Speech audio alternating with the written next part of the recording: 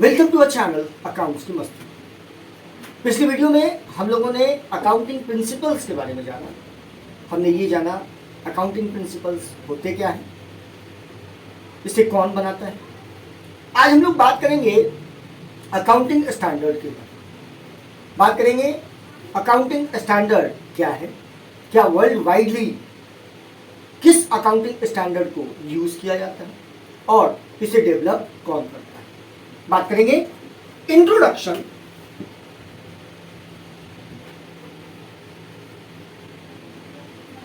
Of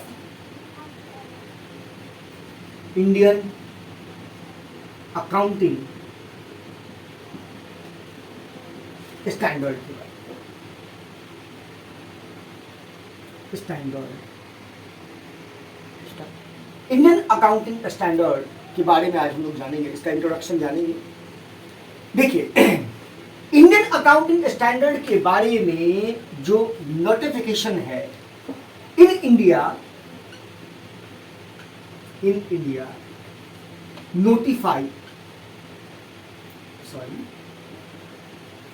notified the Indian accounting standard under section 133 of Company Act 2013। देखिए, accounting standard के बारे में जो हमें जानकारी प्रोवाइड करता है वो है कंपनी एक्ट का अंडर सेक्शन 133। कंपनी एक्ट का अंडर सेक्शन 133 कहता कि टुडेज आज के समय में, जब आज ग्लोबलाइजेशन का दौर है, दो देशों के बीच बिजनेस ऑपरेट होते हैं। पूरे विश्व में 202 देश और हर देश की भाषाएं, लैंग्वेज अलग है। अगर एक इंडियन व्यक्ति को चाइना के साथ बिजनेस करना है तो बिजनेस ट्रांजैक्शन के साथ साथ अकाउंट्स की भी जानकारी उसे प्रोवाइड करनी होगी। क्योंकि सर, अगर हम किसी से परचेस करते हैं या हम किसी को सेल करते हैं तो उसके अकाउंटिंग ट्रांजैक्शन होंगे। हमारा अकाउंट्स वो देखेंगे और उनका अकाउंट्स हम चेक करेंगे, ताकि दोनों के बीच में जो इंटरनेशनल ट्रेड है वो इजीली ऑपरेट हो। आखिर विश्व में, वर्ल्ड में अकाउंट्स को कैसे ऑपरेट किया जाता है, कैसे वहां अकाउंट्स के कौन से रूल्स एंड रेगुलेशंस को फॉलो किया जाता है। अगर चाइना का अकाउंट्स रूल्स अलग हो और इंडिया का अकाउंट्स अलग हो तो दोनों के बीच में काफी ज्यादा डिफरेंस यानी भिन्नताएं पाई जाएंगी। इस गैप, इसलिए वर्ल्ड वाइडली एक यूनिवर्सल चीज डेवलप की गई जिसे हम लोग कहते हैं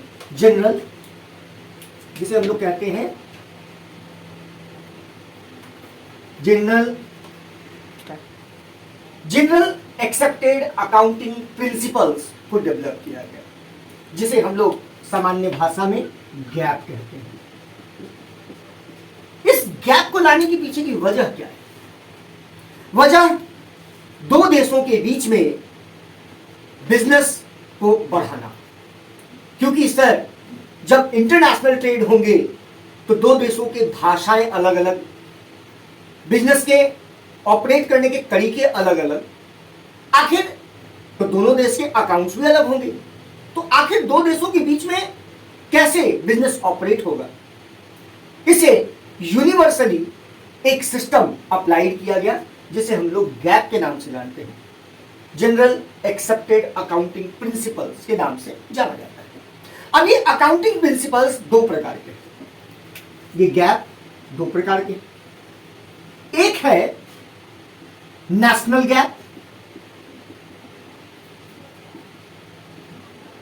गैप, और दूसरा है इंटरनेशनल गैप।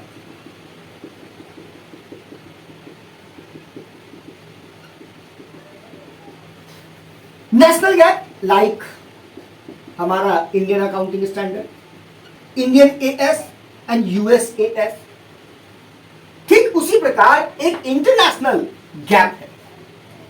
सर, वर्ल्ड का कोई भी देश इसको इग्नोर नहीं कर सकता, क्योंकि ये एक वर्ल्ड वाइडली एक स्टैट्यूटरी बॉडी है जो पूरे वर्ल्ड के अकाउंटिंग स्टैंडर्ड को मॉनिटर करता है। ये एक मॉनिटर बॉडी है।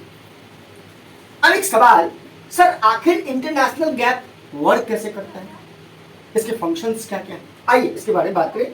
देखिए, इंटरनेशनल गैप के अंडर जो अकाउंटिंग प्रिंसिपल डेवलप करता है इंटरनेशनली, उसे IAS के नाम से जाना जाता है, इंटरनेशनल अकाउंटिंग स्टैंडर्ड, जो वर्क करता है IFRS के अंडर।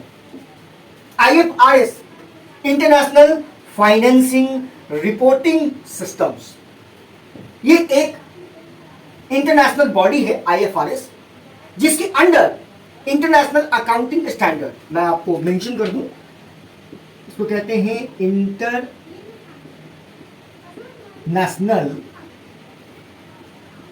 अकाउंटिंग स्टैंडर्ड है। इंटरनेशनल अकाउंटिंग स्टैंडर्ड जो वर्क करता है अंडर इंटरनेशनल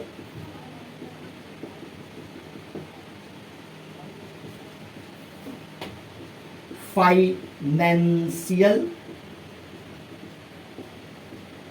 रिपोर्टिंग सिस्टम,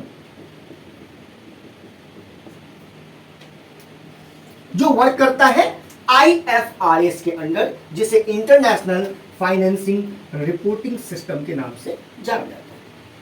यह रिपोर्टिंग सिस्टम ही वर्ल्ड के किसी भी देश के अकाउंटिंग स्टैंडर्ड को मॉनिटर करता है। अब एक सवाल, हर कंट्री को IFRS को फॉलो करना होता है, तो सर IFRS को फॉलो करने के every country want to follow IFRS, every country wanted to follow IFRS। कैसे फॉलो करें? तो इसको फॉलो करने के दो रास्ते हैं, इसके दो रास्ते हैं। पहला रास्ता है IFRS अडॉप्ट,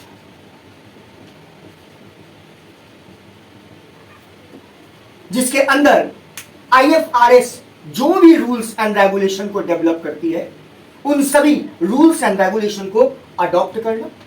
जैसे आप कह सकते हैं इसको कि ये एक इंटरनेशनल अकाउंटिंग स्टैंडर्ड को प्रिपेयर करता है, विच प्रिपेयर इंटरनेशनल अकाउंटिंग स्टैंडर्ड। ये इंटरनेशनल अकाउंटिंग स्टैंडर्ड को डेवलप करता है। जबकि दूसरा रास्ता है IFRS कंजर्व्ड, IFRS कंजर्व्ड। इसके अंदर क्या है कि अडॉप्ट में तो सीधा जो IFRS जो रूल्स बनाती है उसे कोई भी कंट्री इजीली अडॉप्ट कर सकती है, लेकिन कुछ कंट्री ये कहती है कि मैं आपके बनाए गए रूल्स को फॉलो नहीं करूंगा, मैं अपना ओन रूल डेवलप करूंगा। मैं आपको जानकारी के लिए बता दूं कि IFRS कन्वर्स के अंदर प्रिपेयर्स, इसके अंदर प्रिपेयर ओन स्टैंडर्ड,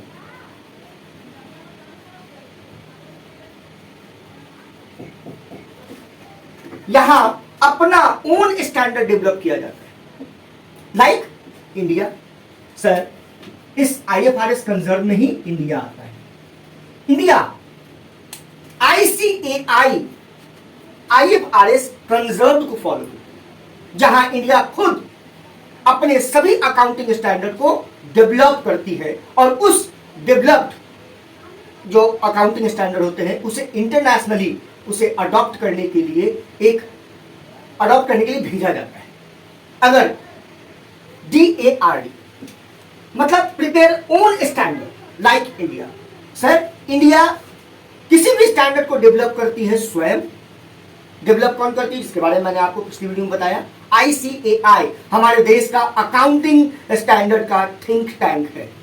मतलब अकाउंटिंग से रिलेटेड अगर किसी भी प्रकार के रूल्स रेगुलेशन को डेवलप करना है तो वो आईसीएआई के तहत ही होगा। आईसीएआई हमारे देश में अकाउंटिंग का थिंक टैंक माना जाता है।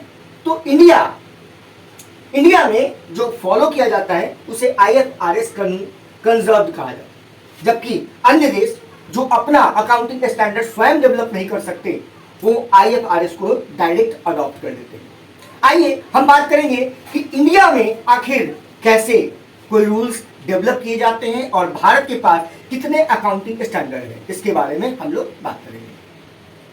आईएफआरएस अडॉप्ट और आईएफआरएस कंजर्व, जिसमें मैंने अभी आपको बताया कि इसमें ओन प्रिंसिपल जो है डेवलप किया जाता है। कोई भी कंट्री अपने देश में स्वयं प्रिंसिपल को डेवलप करती है, जिसके अंडर जो सबसे बड़ा नाम आता है वो आता है like India.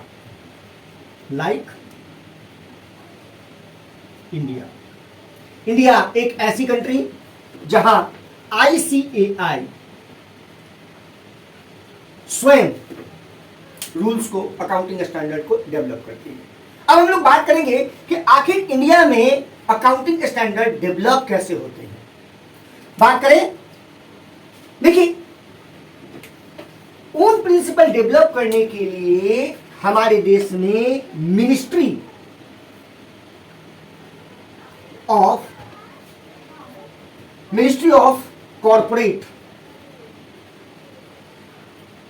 Corporate affairs notify करता है। Ministry of corporate affairs he company act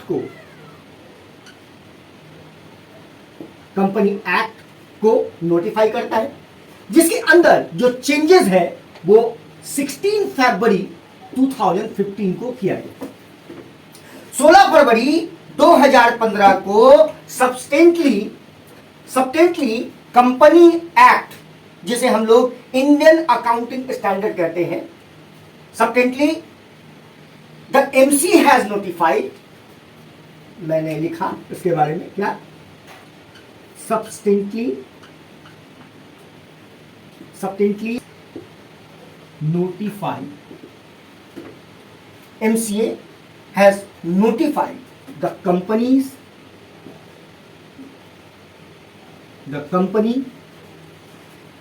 for company amendment rule 2015। Company act में ये अमेंडमेंट हुआ कब? 2015 में, जो डेट थी 16 फरवरी 2015 को।